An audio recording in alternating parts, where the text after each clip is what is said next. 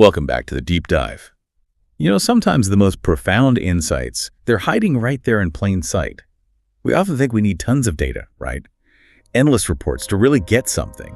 But what if even just, say, a few lines from a product description could unlock a whole lot if you knew how to look? Today, we're doing maybe our most minimalist deep dive yet, the source. Just this. Cash fiber cotton, high-quality material fits up to 95 kilograms, plus a code. 1063 and two prices, 75 and 73 if you buy 12 or more. Honestly, my first thought was, really, is there enough here to actually, unpack? But that's the fun, right? The challenge. Exactly. And that's our mission today, really, to show you how to take these seemingly simple facts and use a bit of critical thinking to pull out some real nuggets of knowledge, some genuine insight. Because even these few lines, they can tell a surprisingly sophisticated story about the product itself, the market strategy, what they expect you, the consumer, to think. Think of it as a shortcut. You get those aha moments without drowning in information. Okay, then, let's peel back the layers on this tiny description. Let's see what whispers we can catch from these words and numbers. First up, something that feels almost, boring on the surface. Product code, 2063. It's just 4 digits. What can a simple number like that really tell us? Does its, shortness mean anything? That's a great question. Because 10063, even though it's simple, it actually communicates quite a bit about the system behind it. It's not random, you see. It's an identifier. Its job is basically to create order. And what's interesting is how the conciseness itself might be a clue. Think about it. A shorter card may be sequential like this looks, rather than some long, complex, alphanumeric thing. Well, it could hint at a more curated collection, maybe a smaller company or an artisan brand. Their system for tracking products might be simpler, less sprawling than a huge global company's SPU system needs to be. It tells you this product isn't just floating out there alone, it's managed. It fits into a structure, maybe even a carefully planned one. It suggests a certain level of organization, efficiency. It's logged, tracked, distinct within their catalog. So, before we even get to the fabric, this little code gives you a peek into the organized world it comes from. Right, so it's like the product's internal passport. It implies there's a whole system humming along in the background. A foundation. And speaking of foundation, let's get to the part that usually grabs us first, the description itself. Cash fiber cotton, high quality material. Okay, cash fiber cotton.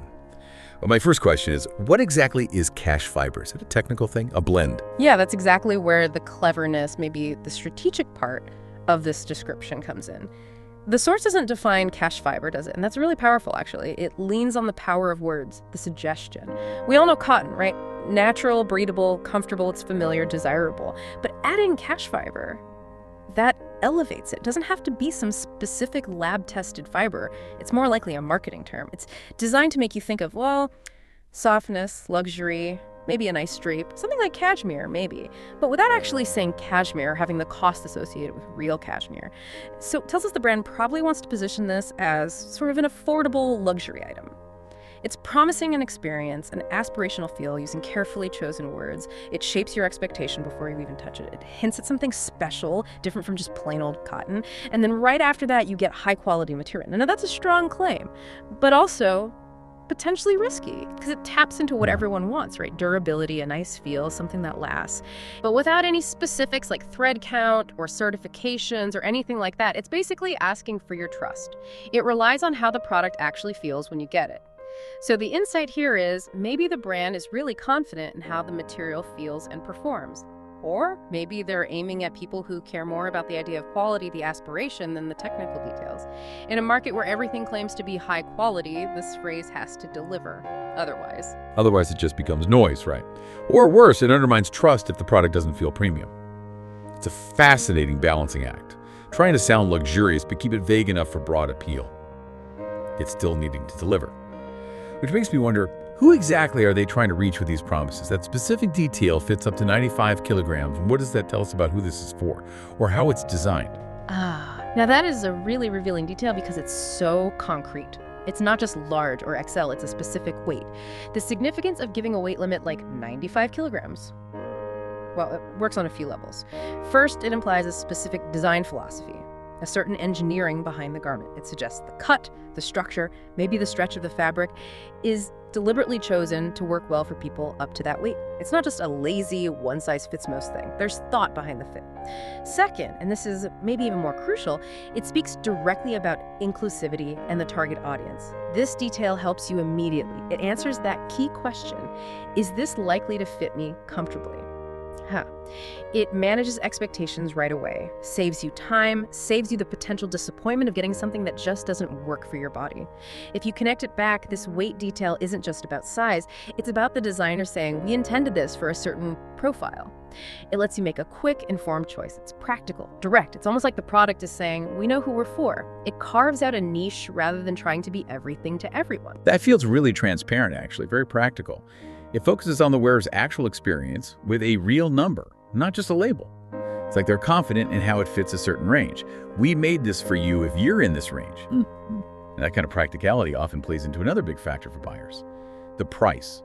So let's look at the numbers that always catch our eye. The price. We've got two figures: 75 and then 73, but only if you buy from 12 pieces. Yeah. It's a very specific difference, just 2 units. What's this pricing setup tell us about their strategy, their market position? All right, those two numbers, 75 and 73, they really do tell a story about the market dynamics and the seller's thinking.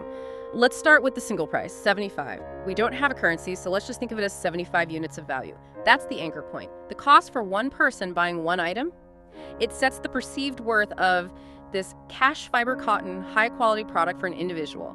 Now, that structure, 73 from 12 pieces, that's clearly a bulk discount signal.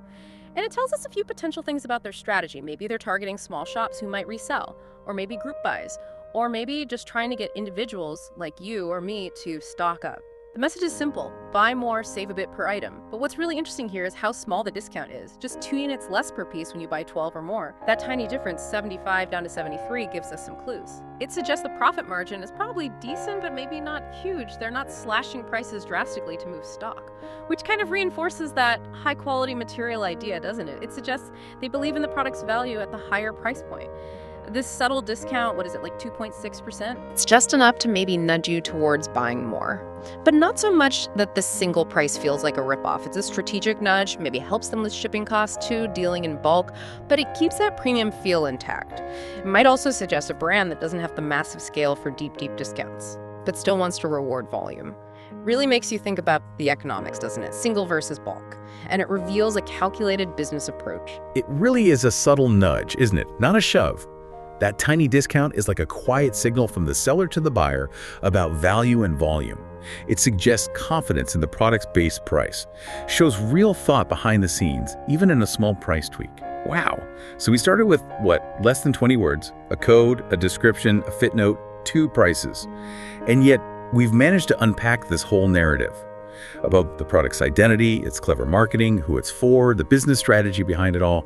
It just goes to show even the tiniest details can hold a surprising amount of meaning if you pause and look closely. Absolutely, and that's the real takeaway, I think. Knowledge isn't just about getting information, it's about understanding it, questioning it, seeing the connections.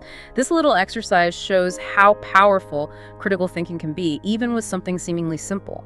There's always another layer, always another perspective. It helps you get beyond the surface level. So here's something to think about. The next time you see a simple product description, maybe for something you're thinking of buying, what hidden layers will you look for? What story might the code, the words they chose for the material, the fit details, and those price numbers? What story might they be telling you? About the product, sure, but also about the people who made it and its little place in the world.